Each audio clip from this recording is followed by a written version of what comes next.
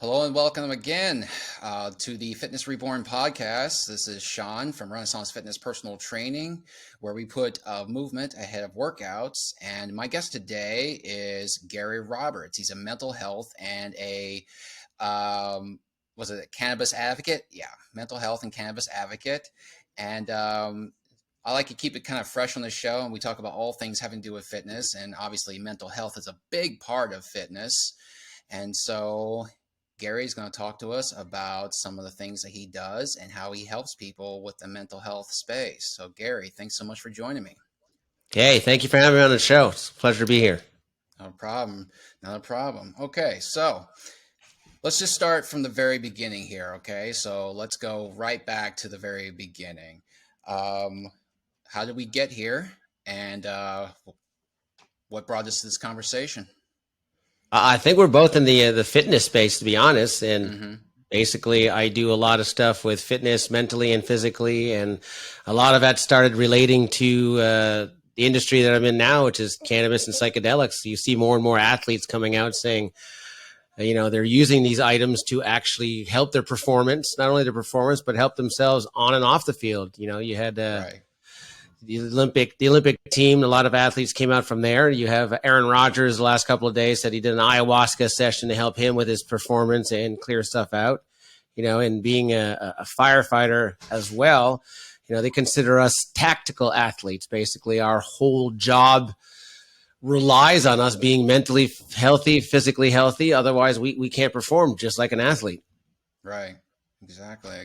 Okay. So you are a first responder. Is that correct? Correct. Correct. Okay. So how long have you been a first responder? Number one. 18 years. 18 years. Okay. Still active, still going. So active, still going. All right. Till I fall apart. Till you fall apart. I think that's kind of the mentality of a lot of first responders. They kind of just keep doing it until their body literally says, "No, you can't do it anymore." Yeah, unfortunately, it's either their body or their mind. Suicide rate in first responders right now is ridiculous with the amount of stuff that we see. Right. I know their burnout rate is pretty high, all the same. Anyway, isn't it? Yeah, it becomes it's. I actually did a podcast yesterday with Sean Ryan, a Navy SEAL, and we went on the kind of a little shaking each other's hands, basically saying, "Hey, listen, thanks for your service. You see a lot." And he's like, "No, man." He goes, "You see a lot more than we do. We go on tours and then we come back and we got this time off. You guys sign up for a 20, 30-year career and you're guaranteed to see some stuff day in, day out, no matter what, whether you're prepared or not." And after a while, it kind of builds up. It builds up in your mentally, and then the only aspect you have is pharmaceutical medications, which makes you worse, alcohol, which completely destroys your body from the inside out as well as anything else. And then the last resort of people who can't escape is at the end of a barrel of a gun. That's why the suicide rates are so high in the first responder community. Right. Okay. Why do you think it is, like, in just first responders? Is it just the stress of the job? Is it just the stress of the job compounded with lack of support? Or, where do you think it really comes from? It comes from, we're type A personalities. We're the tough guys. You guys, everybody's running out of the building. We're running in. That's our machoism. Like, we can take anything, do anything. But for 20 to 30 years, we're suppressing our feelings. Basically, there is no feeling. So when everybody else is screaming and their kid's drowning or their dad just had a heart attack or something else, we can't show our feelings. We just have to do the job. And after 20, 30 years of suppressing those feelings or pushing them in the back of our head, sooner or later it's going to come out, and sooner or later you can't take it. There's going to be that one call that's going to flip a switch and you can no longer take it. And like I said, type A personality, we're not going to look at the poster on the wall where it says, if you feel bad, go ahead and call somebody. Nobody knows what we do. And I try to give an example of what we do, and people say sometimes it's a little bit too graphic, but if you look on TV and you go in the military, you see people being shot, blown up, and so forth. So you kind of know what the military is about. Right. If you look on TV or movies and you see first responders, you see these hot guys in calendars that come out. They're pulling this guy out of a burning building. Right. They got little dust on their face and stuff, and there's nothing going on. That doesn't happen. If that building's burning, you're talking about 1,400 to 1,600 degrees, where as soon as you inhale it, the inside of your lungs burn. So we have gear that makes us go even further in those buildings so we don't feel the heat. But when we're taking somebody out of that atmosphere, we're basically degloving them, pulling their skin off their body, dragging them out just to save their life. And that skin stays on your gloves, on your clothes, in your nose. And that's just the first part. And then after that, you're trying to actually find some sort of vein or something so you can give this guy, fluid so they don't, or girls fluid so they don't die. And you're still going through this whole process. That's just one call in a 24-hour period. Right after that, you can go to a guy that just can T-boned where his leg's hanging off. We've had several calls back to back where it was, fire, T-bone, kid drowning. That's in one day. That's the stuff you see on TV is not the real life. And, you can become a firefighter at 18 years old. You're not prepared to see this stuff. And you're guaranteed, you sign that agreement saying, I'll work for 20 years. And you're basically saying, I will see this stuff consistently day in, day out, and I'm prepared. And in the fire service, basically, it's, man up. This is your job. So, some people, it builds up and it becomes a massive mental health issue, a long run. And that's why it's heavy drinking, heavy divorce rate, a lot of drug use, even if it's prescription, so that we can sleep because we have nightmares and stuff like that. So it's not just seeing us on the road, or on the calendar or stuff like that. That's just the beauty of it that everybody thinks. But in the back, you're guaranteed to see some terrible stuff, and you best be ready for it. And if you're not ready to talk about it and don't have a way out of it, it's going to build up to where you have no choice, and you're going to be facing down basically a barrel of a gun or something. Right. I remember seeing certain movies when I was a kid. The movie that comes to mind right now, especially with firefighters, is Backdraft. That came out 30 years ago or something like that. And if you do see a lot of movies or TV shows, like you said, with first responders or police officers or anything, it's usually, if there's some sort of conflict, it's very romanticized. There is, they romanticize the brotherhood, the fraternity of the company and stuff like that. And then you see them do stuff I remember scenes in Backdraft where, they're running into the building, their coats are open. They don't have any mask on to shield them from the smoke or anything like that. They're pulling out people like kids or something, completely exposed to the heat and the fire. And, it's all real cool. It makes for great drama. But I'm thinking this guy's committing suicide really now if he's doing that. Is that kind of what you see? Exactly. They actually make us look like, that's what they do. And the same thing is when you go to schools and what did your dad do? They make you look like superheroes. We're invincible, but sooner or later, all this stuff gets to you. It's just, and then you said the brotherhood. Yeah, we have a massive brotherhood. I'm on the special operations team. So we work together as a team for drug labs and gas leaks. And, if there's any dirty bombs, we can do all that. So we continuously train as a brotherhood. We know each other's family. We know each other's kids. We know each other's, whether they're having problems with their wives, we know their anniversaries, we know everything about each other. And then after 30 years, you're cut off. Bam, goodbye. And then, so you have a 30-year brotherhood that all of a sudden you're taken away from, that you see every third day. It's like a second family. And then you're no longer allowed, or you're no longer in that group. It really, mentally, it becomes extremely, extremely tough. Right. So I know that you have a personal history with mental health disorders, and you've seen the devastating effects that addiction and stuff like that can cause, and where it can lead to. If you're okay with it, would you mind going into that a little bit with the listeners, assuming they know nothing about you at all? Sure. I got started in the mental health cannabis kind of section, basically because my daughter was in a car accident, and she got addicted to opiates, and then it slowly led her down a bad path where she couldn't get off them. She even knew she had problems. She would come up to us, I can't keep taking this stuff, and would go into rehabs, and those rehabs would continuously throw her out with more medications. So these rehabs were not really working. And it's not and I hate when people call her an addict. She was, a beautiful girl. She was smart. A lot of these people who are addicted to these medications, especially opiates, if you ever have a chance to see the Netflix, I think it's Dose, it shows you exactly how bad somebody can get injured and then addicted to these opiates. And that's why we have a massive opiate epidemic. Mm-hmm. And we created with her an idea of let's try and get people more in plant-based medicine. You know, Florida, where I live, started looking into the medical marijuana aspect, and I started doing more and more research on pain. And I says, you know, we can do this and change the way this is happening. And we started talking with her. We created a nonprofit called Promises Recovery Centers to help people who couldn't afford to actually get access because, you know, cannabis is really not given to the insurance companies aren't covering it. Mm-hmm. So we built all this. And then on her 27th birthday, the exact day she was born, she was taken from us from an opiate overdose. Yeah. So that led me down the path of creating a CBD company to help pain in individuals. And I says, you know what, maybe I can help my firefighter friends with pain. And this way they don't have to continuously use the medication. Because again, you know, I know several firefighters who are getting knee surgeries, back surgeries, and are taking these medications and they can't seem to get off them, you know, and they're not going to tell anybody. And so, you know, this is a good way to actually help them.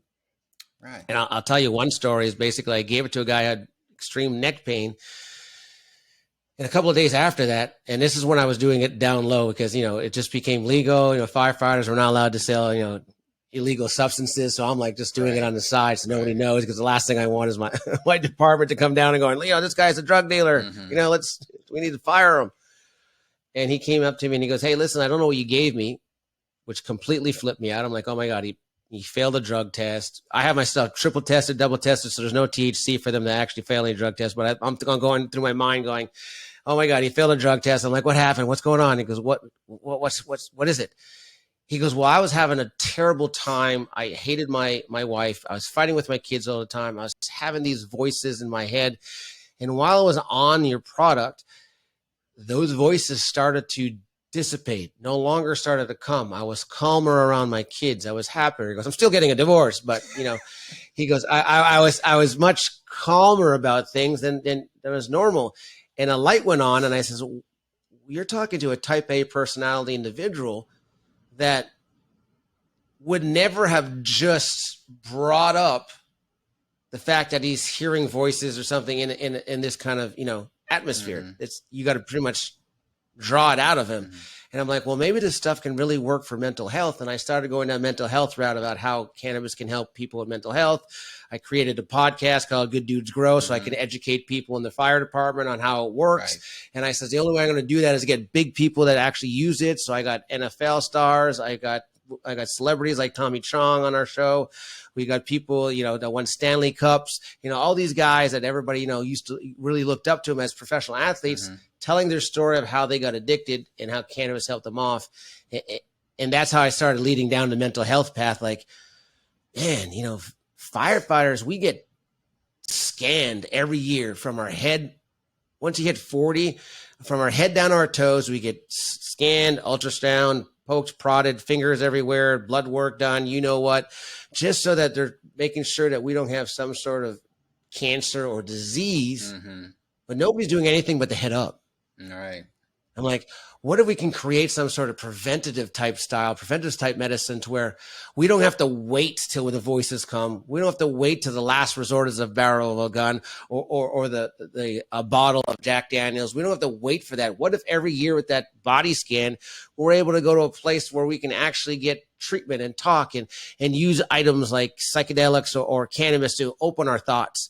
And that's basically where I started heading down. And that's for the last 3 years I've been creating our new project, which is Promises Innovative Recovery, which is a treatment education and clinical trial facility out in Costa Rica that should be open by the end of 2023. Oh, yeah.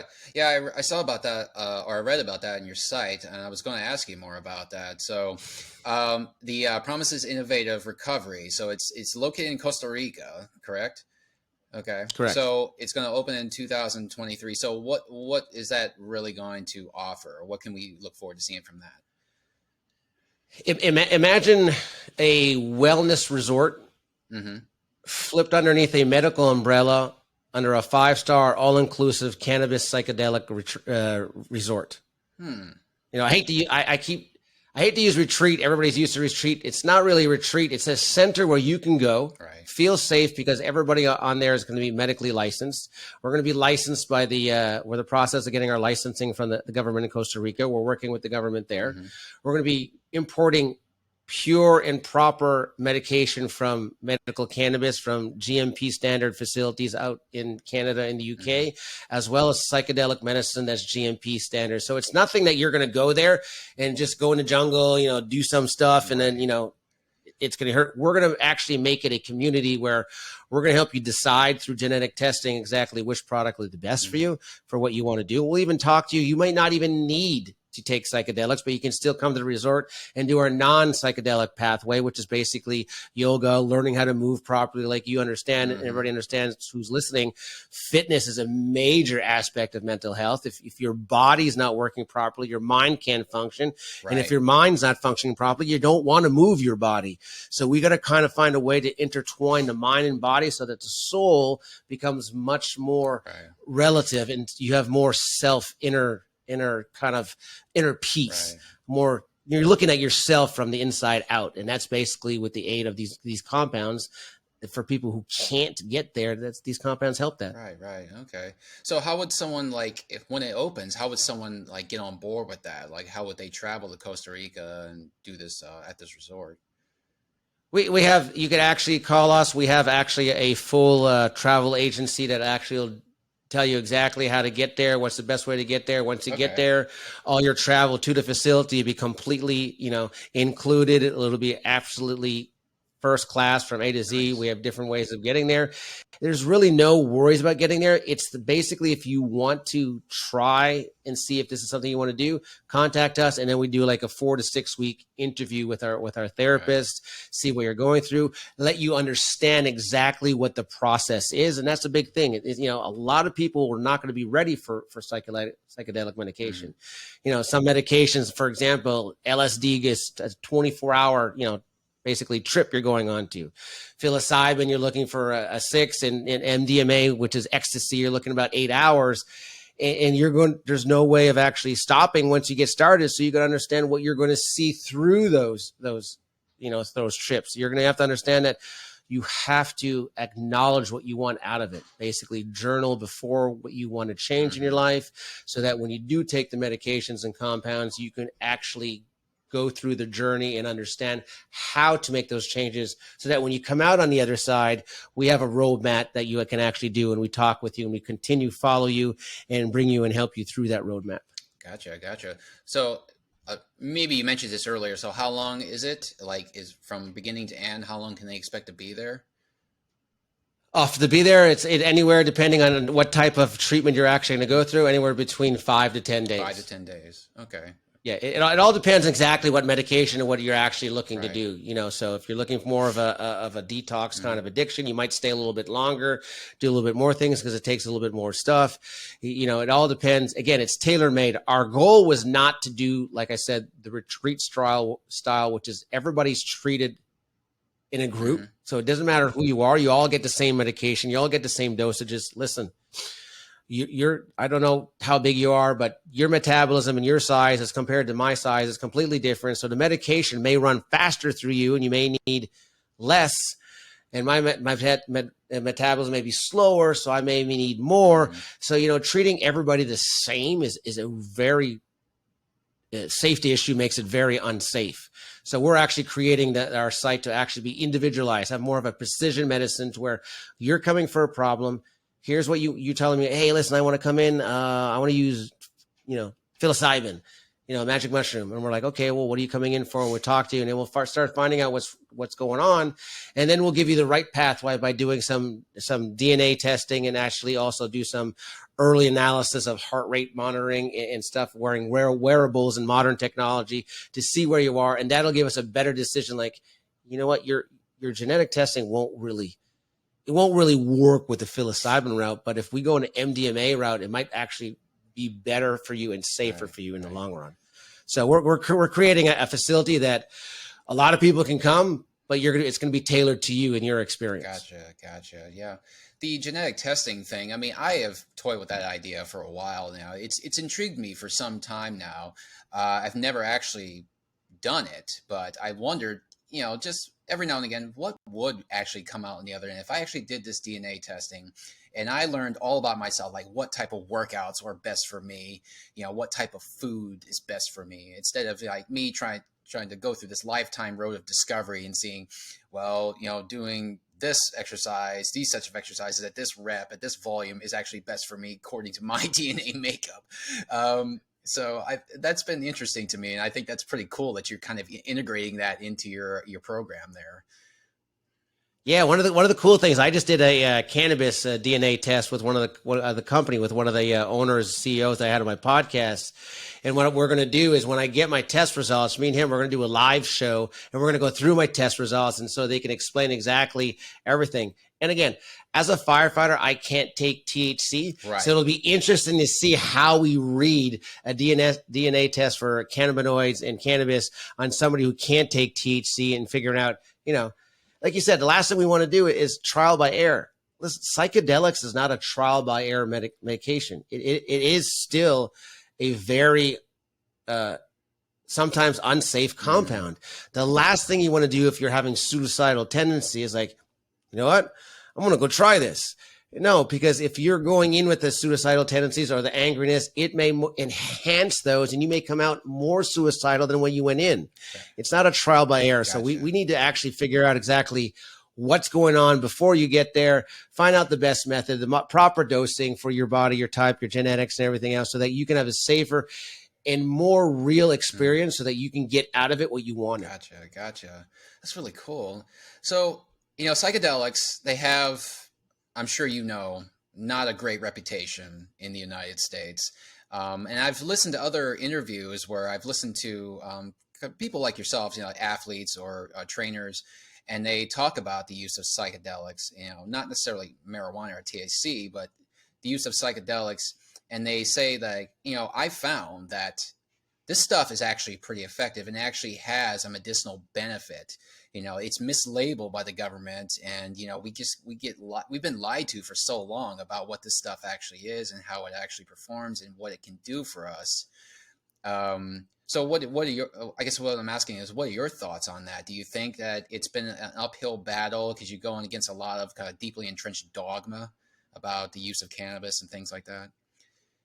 Yeah, it's going to always be an uphill battle, and that's why we created our facility. It's extremely hard with the DEA not allowing the United States or Canada to get get clean and proper access, because everybody says they have, everybody on the internet selling mushrooms. All of a sudden now mushrooms is the modern thing. They're selling it like, the local grocery store, but you can't really get the right. It's not the psychedelic mushroom that you're looking at. That's, there's a nutraceutical aspect to it. It will help a little bit focus, and stuff like it does, but it's not the stuff that we're talking about. The stuff that we're talking about is a Schedule I drug, and it's really tough for the United States and Canada to get access to do clinical studies. And this is where it's going to blow your mind, to show that these things work.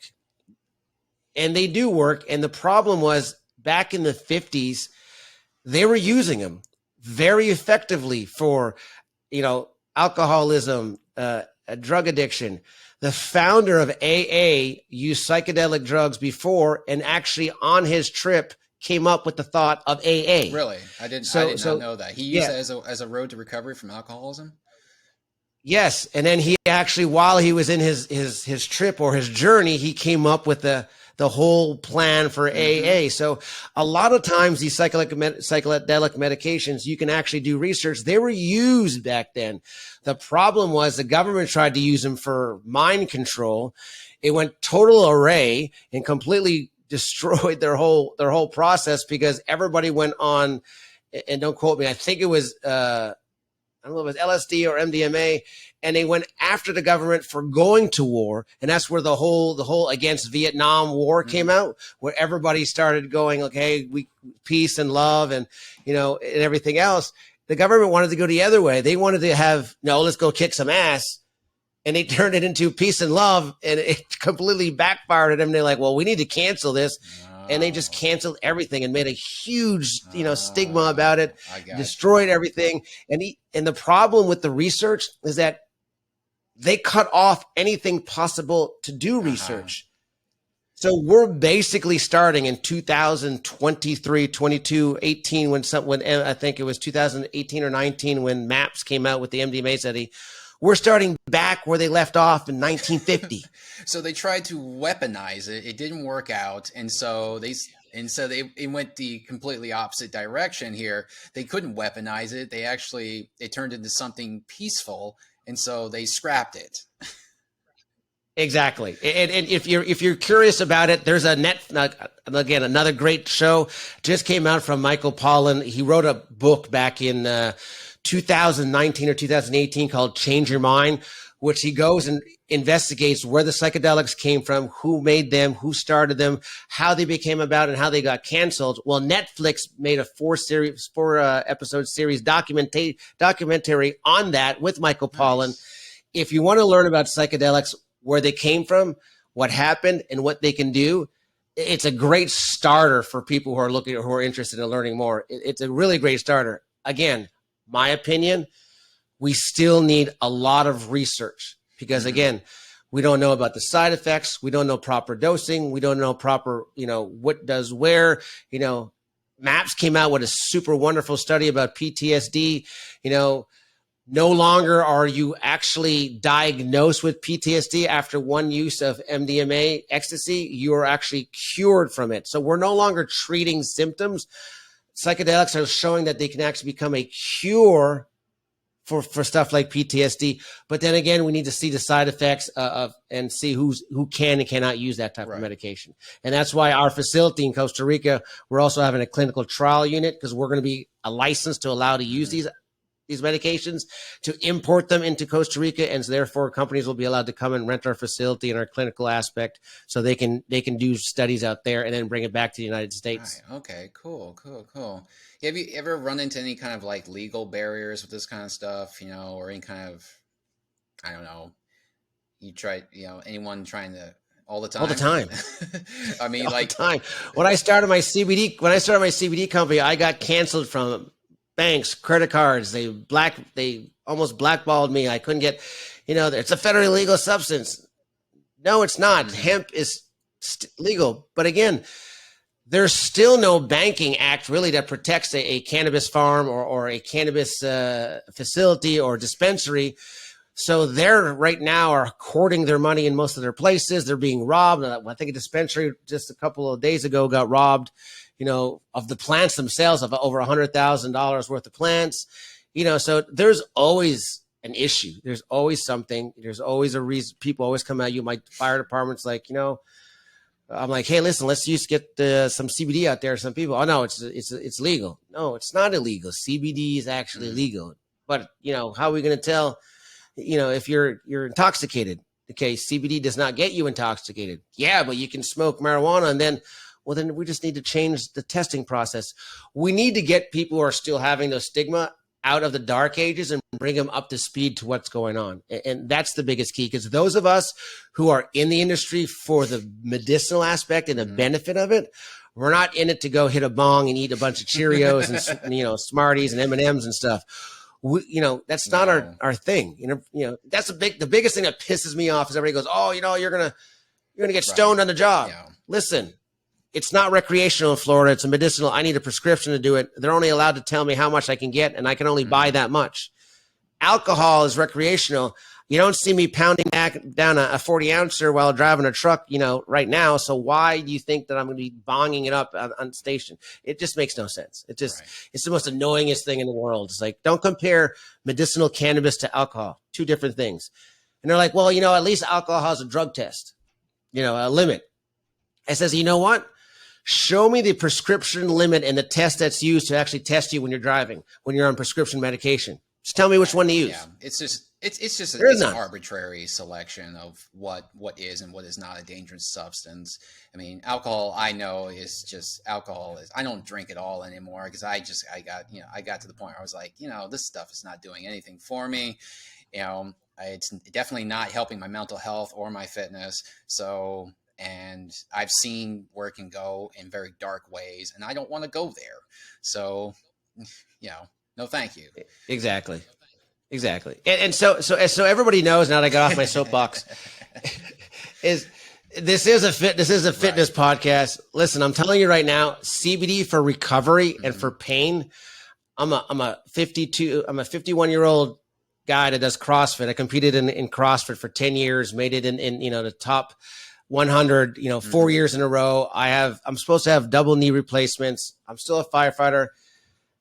CBD right now has helped joint pain, sleep, recovery, astronomical. So, fitness wise, it is an amazing recovery tool when you figure out exactly what dosages you're supposed to use.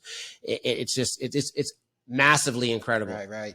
Yeah, that was kind of where I was going to go with this conversation next. Is recovery and fitness, the use of CBD and stuff like that. Now, would you recommend, like, someone who works with people directly, such as myself? Would you recommend like if I were to say, hey, you should try this stuff here, it'll help your recovery, it'll help reduce inflammation, help with your mental clarity, do you recommend that kind of stuff, or you kind of say, well, 100%. I still own a CrossFit gym. I have all my athletes are all on it. It's becoming more and more, I hate to use the word mainstream. When you get a quality product and you know where you're getting it from, again, that's the biggest thing with the industry right now, since there's no regulations, that you're going to get the mom and pops that are, they're going to buy some junk on the internet, bottle it up and sell you crap. And you're going to go, oh, it just never worked. But when you get a quality product, immediately. I had double tendonitis in my feet. I went to cryotherapy, massage, prednisone, injections, everything for my double. Nothing happened. When I found the farm that I'm working with now, within 20 minutes of taking the product, holding it underneath my tongue, my pain level went from an 8 to a 4. And I was like, it's got to be a placebo effect. I went exactly, don't do this. It's not, medically advised. If you do have Achilles tendonitis, I went and jumped rope to try and see if I could get my pain back up to 8, to see if it was actually a placebo effect, and it was not. And what ended up happening is, as I continuously stayed on it, the pain went away and the inflammation went away. What CBD or hemp actually does, and cannabis itself works more on nerve pain and stuff like that. CBD works more on inflammation, joint pain. And what it does, it brings your body to a homeostatic state. What that means is when you're born, your body's full level on, running at 100%, because you're growing as you grow. So it's just outputting 100%. As we get older and we injure ourselves and take some NSAIDs like Tylenol or Aleve, or we go on a medication, our body starts to tilt a little bit and it's no longer working at that 110 output. Listen, we still work out, we eat healthy. You're still not running at that 110 output. Yeah, it helps, but you need to actually work the inside out. And that's what CBD actually does. It starts creating the body to repair itself. And that's the biggest thing. The CBD product itself, like a supplement, it does not do anything for you. It actually starts your body. It's the key to your body's fighting its own response to inflammation. And if it fights its inflammation, the pain goes away. And that's the key. You're not masking it with an NSAID or an Aleve type thing. You're actually saying, hey, your body, hey, listen, I got knee pain. I got arthritis there. I need you to actually work at the sensory organs to actually start lowering that inflammation that I get on a daily basis from smashing myself in a hard workout, so that I can feel better every day. And slowly but surely, the more you're on it, it levels you off. And then now you're back to 110 output. I've seen people get off medications because their body is now producing what they needed before, and they got off their, certain blood pressure medications and other medications, So as you're doing it, just make sure you watch your medications, because you may have to change them a little bit, because once your body starts working at 110%, you don't need that medication anymore. So the CBD, it revs your immune system. Am I understanding this correctly? It revs your immune system, strengthens your immune system, and by that way, it kind of takes care of all these ailments that are dogging you. Not just your immune system. So in your body, in every one of your respiratory system, skeletal system, cardiovascular system, you have CB2 receptors, and it's called the endocannabinoid system that nobody knows about, that slowly is coming out.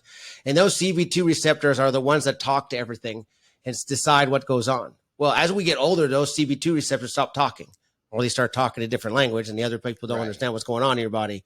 Well, what CBD does, it goes into your body, hits those CB2 receptors, hey, wake up. Let's get back to where we were, and let's do some work. So if you have all those systems that you have, from your respiratory system, your skeletal system to muscular system, it hits all those CB2 receptors. So whatever's ailing in those systems start working again to actually help lower that ailment. And once that ailment gets lower and it starts dissipating, you start having less and less so it pain. takes a very holistic kind of approach to the entire system itself. Okay, gotcha. Correct. Gotcha. Because I was interested in this also as well, because I work with a lot of older clients. I'm talking, people 50 and above. And, the older we get, the aches and pains come along, stuff like that. And some people have like knee replacements and hip replacements and osteoarthritis, rheumatoid arthritis, that kind of stuff here. Would you recommend it for people like older people who would do stuff, who have those type of problems? Yes, I actually work as a recovery specialist for an orthopedic group, and they refer everybody to us prior to asking them if they want pain medication. And most of the people that are referred to are more elderly, so therefore it's limiting their access to the pain meds. So therefore there's less danger of them being constipated, less danger of them being addicted. And so slowly but surely they start using this more natural and more productive way, letting the body heal itself than actually go to the chemical route. So yeah, I would 100% recommend it. And again, the biggest thing with CBD and even with cannabis is trying to find the proper dosage. Everybody's different. Like, again, everybody's different. Everybody's metabolism is different. So once you find that proper dosage, you'll start seeing that, a huge improvement. So if I wanted to go down this road and I wanted to find what's the proper dosage for me, for example, I'm 39 years old. Okay. So I'm fairly healthy. I'm very active and, very fit. I feel like I can say that. If I wanted to find proper dosage, like, how would I go about that? Well, my first question is, what would you be taking it for in the first place? Let's say sleep. So I usually start everybody on my CBD company. I have different dosages. I usually start everybody on a CBD, CBG 1-to-1 ratio product. And the difference between CBD and CBG is the gold standard to anti-inflammatory and rest. So it's like it's a bigger component than just CBD. Add them both together, you get like a double whammy. And I usually start them off at a 100 milligram bottle. And I tell them, all right before you go to bed, take a half dropper. It's basically a half dropper is about, I think 15 milligrams, maybe, 33 milligrams is a full dropper. So about 15 milligrams they take underneath your tongue, hold it for as long as you want. And then when you go to bed, don't do anything. I mean, don't read a book. You can watch TV to something boring, but definitely don't do anything that gets your mind activated. Because CBD still it works for ADHD as well. So as soon as you start focusing on something, it's going to keep you awake. Gotcha. So just go relax, take it, don't worry about it, and see how well you sleep and how you fall asleep. If you have some sort of monitor like a Whoop or an Apple Watch or something that you can actually see your sleep, you'll start seeing how your REM sleep was terrible, how all of a sudden now you got more REM sleep, more deep sleep. And that REM sleep and deep sleep is where you actually start recovering. Gotcha. And again, as well as I do, getting better sleep, more sleep, better recovery, less inflammation, less pain. So you got this whole wonderful thing working out where I'm not only leveling out my body, but now it's helping me sleep better. So now you're getting a double whammy on your recovery, and it's helping out in the long run. So you'll notice that stuff. For people who have pain, I would say, when is your worst pain? Take a full dropper, wait 20 minutes and see what goes on. Half the time people don't listen to me. I went to a guy and he was a race car driver and his neck was all messed up. And I went to go see him and he's walking around where his neck is all stiff and he couldn't turn and everything else. I'm like, dude, just try some of this here. Just take a full dropper, put it underneath he goes, I don't believe in that crap. I'm like, just try it. Who cares? It's not going to hurt you. You can drink the whole bottle. You won't get stoned. You won't die. Nothing's going to happen to you. There's zero side effects to it. Just try it. He goes, all right, whatever. I'll try it. Guy, he was about in his 50s. And so I'm sitting there and talking with him. In about 20 minutes, he's waving his arms and he's telling the story. And he's an Italian guy. So, they're very animated, and he's moving around. And all of a sudden, his wife goes, "Do you see what you're doing?" He goes, "What?" He goes, "You're moving like you've never moved before." He goes, starts moving his neck around. He goes, "Oh my God." And so people really forget because the pain goes away. So they don't remember. So I usually tell the people, well, "Oh, I'm still in pain." "Well, were you in pain, 20 minutes, 30 minutes, an hour afterwards?" "Well, I don't remember, but I'm in pain now." "Of course you're in pain now. There's a half-life to everything. There's a half-life to NSAIDs. There's a half-life. Don't wait till you're in pain to say it don't work. Of course, your pain's going to come back because you have to stay on the product for a while for it to completely go away.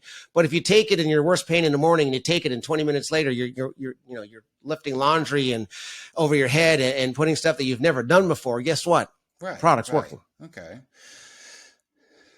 So you just got to note exactly what you're taking it for. I got knee pain. Okay, what's going on? All right, when I go upstairs, my knee hurts. Okay. Take the product and go, 20 minutes, go walk upstairs. See, oh, the pain's not that bad. Okay, it's working. Just to keep using it, and chances are the pain's going to go away. It's like fitness. You got to have a baseline, and then you got to monitor, and you got to keep track. And a lot of people nowadays want instant relief. They want that opiate relief, like, don't feel anything. Well, this is not going to happen. This is a product that's going to make your body heal itself. Right. Without any side effects. It's done in conjunction with everything else you're doing, with the eating right, with the working out, everything else too. Correct. So it's not like a fix-all sort of thing. You can take this stuff here and it'll make the problem, like you said, go away for a time. But of course, it's gonna wear off, and then your pain will return. After a certain point. Yeah. Right. So a lot of major fitness guys that I had that they had taken, I says, "You know what? Here's how you figure it out. Go kill yourself in the gym and take it right after you kill yourself, and then call me in a couple hours." And he'll call me in a couple hours because I don't feel like I never worked out. Like, here you go. That's pretty well. There it is. Yeah, I want to go work out again. I'm like, you probably ought not to. Yeah, you probably not to. It's just for example how the product works.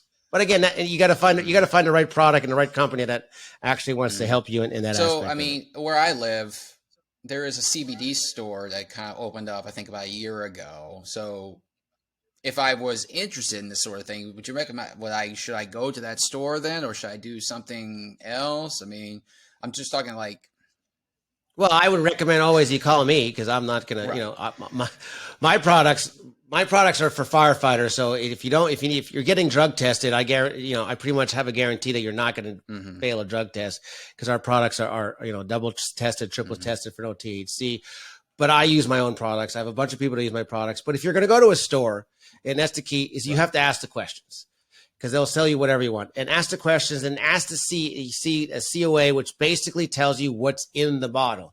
So the bottle is supposed to have, by standards of the FDA, it's supposed to have an expiry date on it and a number on it. That number is supposed to coincide with the piece of paperwork that you look at that shows you exactly what's in the bottle, and that'll dictate exactly if you're getting the right thing or how much you're getting, or if you're getting enough CBD. And don't go for the product that has 30,000 other products in it. A lot of companies like, "Hey, look, we have cotton candy CBD," and okay, so the more stuff you put in it, the less CBD active ingredient you have, the less it's going to work. Our product, the only thing we have in it is a 50-50 mixture of MCT and coconut oil and hemp oil. So what that does, it gives it a pure earthy taste, but it gives it the bioavailability much easier because there's no additives to it. So going to the store is okay, but go armed with the information, know what you're looking for, know what you're not wanting, and then, just don't go in blind, because, the guy behind the counter will sell you whatever he thinks you'll buy. Gotcha. Exactly. Right. It's the same thing as if you're recommending a protein to go into a GNC or some sort of a supplement store. There's 85,000 different proteins, but the one that you feel that works because the ingredients, you use it, so that type of recommendation kind of thing goes far away. But if you're just somebody who says, "Hey, I listened to a show, I want to go buy some CBD," you can get it at gas stations. You can get it at, don't buy it on Amazon. Definitely don't buy it. It's not CBD. I'm telling you right now. Yeah. It's like, oh yeah, I saw I'm sure the other that'd be day, probably the I first had a stop for a lot of podcast, people is going to Amazon. exactly. They're like, well, I'm not going to a hemp shop or cannabis shop. That's the last place I'm going. I'm going to order it on Amazon. It's like nobody knows what I'm buying, but I did a whole episode on my podcast about why not to buy on Amazon. There's a product on Amazon that 10 million milligrams. I'm like, dude, there's no such thing as 10 million milligrams. Like, the max you can get is a 15 or a 5,000. And a lot of times when people say, oh, it's a 5,000 milligram, it's not really a 5,000 milligram. They just doubled the size of the bottle.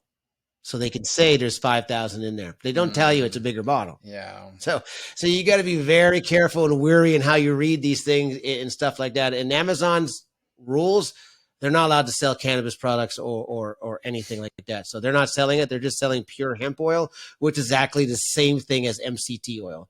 So you're paying $50 or $100 for a little 1 ounce of MCT oil when you can go right to the next page and buy 64 ounces for $19.99. Gotcha. Yeah. All right. So going back to the mental health aspect of things here. So, let's see. Now you said that on your website and your page, there is a mental health connection between athletes and first responders. Can you dive into that a little bit more? Well, the mental health aspect for it's what everybody's coming out now, and they're calling it the flow state. Right. This is what everybody's coming out. It's a flow state. The flow state, basically, the flow state. I'm in the zone. I know, it's that state of mind where basically you are able to function at a high intensity without getting tunnel vision and able to still just flow. You have that one wide receiver that all of a sudden, no matter what you throw at him, the ball sticks at him. He's in that flow state, in that zone. He's just flowing. He's just doing what he's practiced. He's just doing, his mind just feels comfortable and at ease and flowing. Well, that's what first responders and athletes get. We get that flow zone a lot of times, and we get that we're in the zone, and that's how we work. The problem with that is that when you take us out of that zone, we get angry, lost, things happen. We start doing stupid things. And that's where the mental health aspect, and that's where you see people like Gabby, the gymnast, Gabby, she actually pulled out of the Olympics for mental health reasons. Was that? The you thinking of Simone Biles? Right. I think Gabby Simone Biles. Douglas, That's I think it. you were going with that. Yeah, Simone Biles. Yeah, I got it mixed up. Yeah, Simone Biles. Yeah, she pulled out basically for mental health reasons. But so when you push yourself so hard to get somewhere and that flow state never comes, it becomes a mental battle. And I tell everybody in my gym, I says, you need to understand the mental battle. Basically, two things are going to happen in the gym. Your body's going to quit or your mind's going to quit. You need to learn which one's going to quit first and then try and train that one to keep up with the other. Because once you figure out how to have both of them work, that flow state becomes a lot more intense. But be ready, because you're going to be very, very pissed off or sad or go straight downhill when you're able to train both and you don't succeed. Now it becomes detrimental to failure. Your mind starts going, I was doing everything possible. I was flowing. I was doing, I've trained both, but I never attained that goal. Guess what? In life, certain things you're not going to attain, but it's just part of the journey. You have to understand that. And that's where the mental health aspect comes out of first responders and first responders and athletes. We train consistently so that when, excuse the language, shit hits the fan, we're in a flow state. There's nothing that we can't do if one of our brothers goes down, or if your mom is stuck in a burning building, or you're in a car accident, and there's you're flipped over. There's nothing that we won't be able to do at that moment, at that time we're ready to be able to pull you out. But there is a chance that when you do that or pull you out, the person will not successfully survive. So mentally, you're ready to win, but you may lose. So that loss at a huge high level, especially in athletes and first responders, builds on them and builds on them and builds on them. If you ever saw the Michael Jordan story, he was you mean the ruthless. Last Dance? Yeah, I did watch that. Yes, I mean, Yeah. it just kind of confirmed what I already knew about him. But yeah, it really highlighted parts of his personality, and sometimes it kind of went dark because yeah, he was just Yes. a murderer on the court. But that Uh-huh. dark was his flow zone. And it didn't matter. Just get out of the way. Either jump in the flow zone with me Mm, or just get out of the way. But we're doing this. And it comes, doing that day after day after day. Sooner or later, there's going to be a breakdown, and you right. got to be ready for it. And I think that's what happened to Simone Biles. I think she it just didn't happen. And she made the right decision. Yeah. She said, why, She just, I'm I just mean, going to step she's off. very young, and she's successful, and the more success once you're successful, then people expect more success, and that's just more stress, and yeah, and I think it just kind of it caught up That's with her, and I think you're probably right. She just did the right thing. She did the responsible thing. I'm just stepping back. I don't care what y'all expect of me. I don't care what y'all want from me. I gotta take care of myself here, and that's what she did.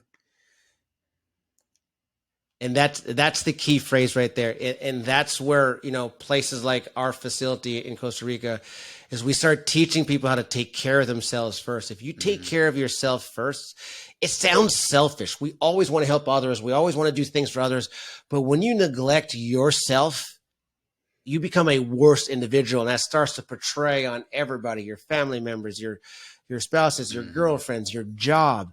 Well, when you start working on yourself, you feel better. You feel Mm-hmm. better. You have a better energy. You have a better energy. More people feel it. More people want to be with you. More people want to follow you. More people. So, self looking at yourself is extremely important in mental health. And that's the biggest thing is learning and understanding how you can actually come back Right, and right, help exactly. yourself And before helping I think everybody she just else. came to the conclusion like I don't owe the world a victory. You know, I don't. I just Exactly. don't. And I think a lot. I think a lot of It don't matter. athletes and first responders. I spoke to a guest a couple episodes ago, and she talked about caregiver syndrome, where it's kind of similar, where the caregiver just constantly gives and gives and gives, and feels like they have so much responsibility and have so much depending on them that they can't look after themselves here, and it causes them to implode. I think we can probably call it first responder syndrome as well too, because I think that's a lot of what you see these Right. folks that you work with a lot doing. It's like I can't look weak. I can't ask. I can't look ask for help here. I have to be the one that helps. You know. So Exactly. that's we're drawing some real parallels here, drawing some real lines here, and some real connections. So I think that's really cool. I think it's really important to highlight that kind of thing here. So I think the more we stigmatize this stuff, the better. Yeah. Yeah.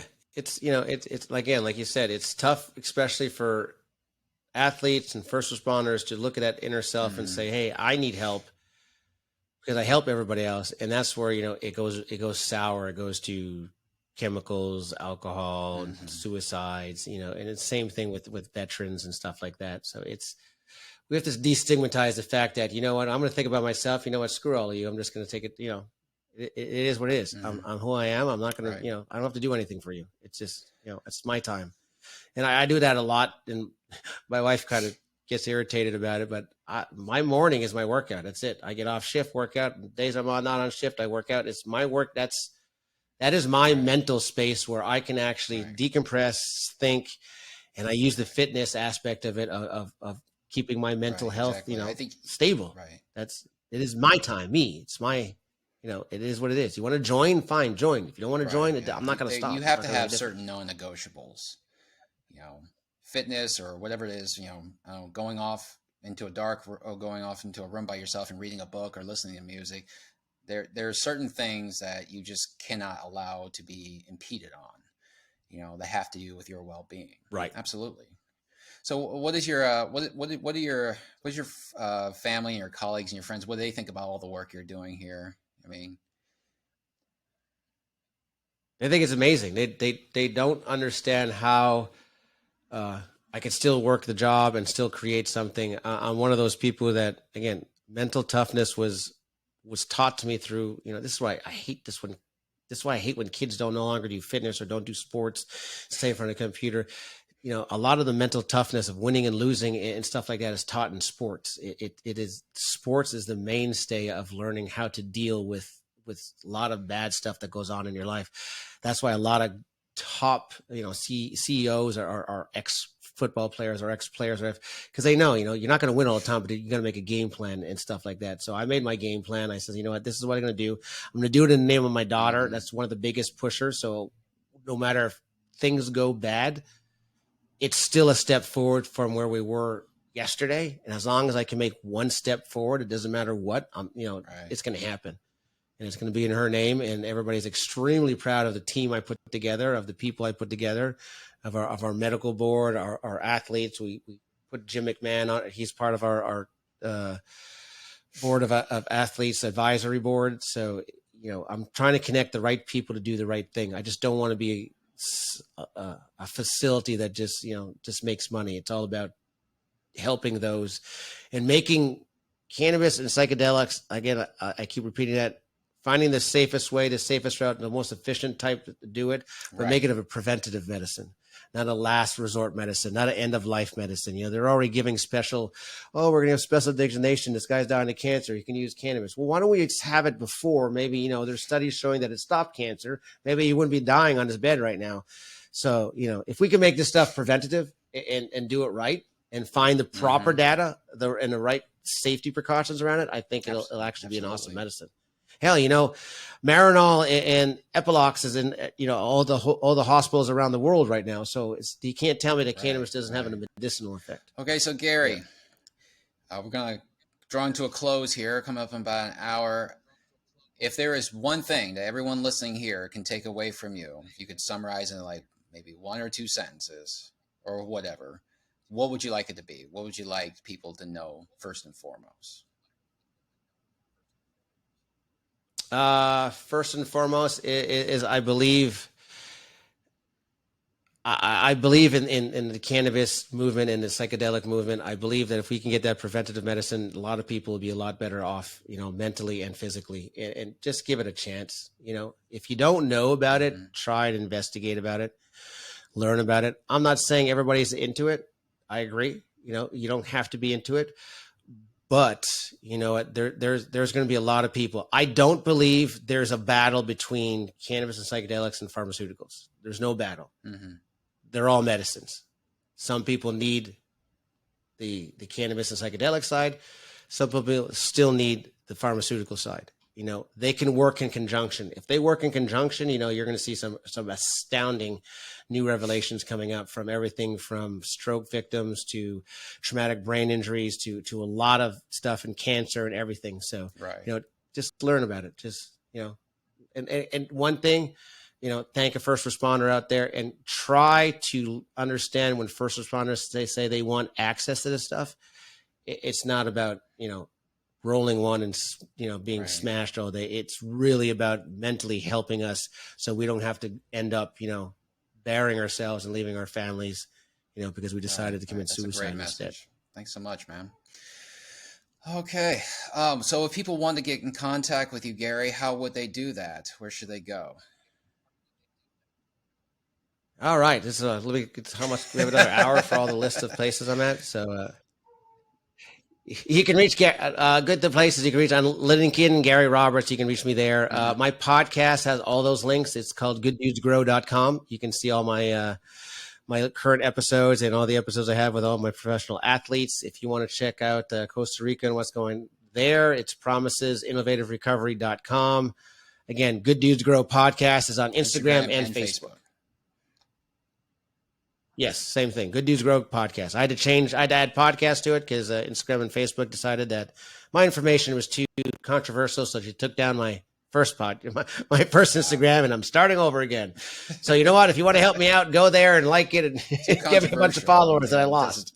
Doesn't necessarily mean I know anything about what you're talking about. It's just that I know there's a whole bunch of people talking about you. I love that. Exactly. Yeah. Could be a good sign or a bad sign, but you know what? That. Okay. Well, I'm back thanks up. for pulling through that. That's frustrating. All right. Well, people, Gary Roberts, thank you so much. And I appreciate your conversation. I appreciate the information. This has been very eye-opening. I especially didn't know about the history of cannabis oil, LSDs, psychedelics that were used in the 50s, and then how it was being developed and how it got scrapped and how we're kind of starting again 70 years later, you know. Yeah, change your mind on Netflix with Michael Pollan. Trust me, 4 episodes. It'll actually give you a lot of information. It still leaves some information for, still leaves some place of doubt of side effects and what, stuff like that. But, that's going to come with the clinical research and data in the long run. Thank you again so much. And thank you all who are listening today. This is the Fitness Reborn podcast. My name is Sean from Renaissance Fitness Personal Training, and I'll talk to you soon. Take care.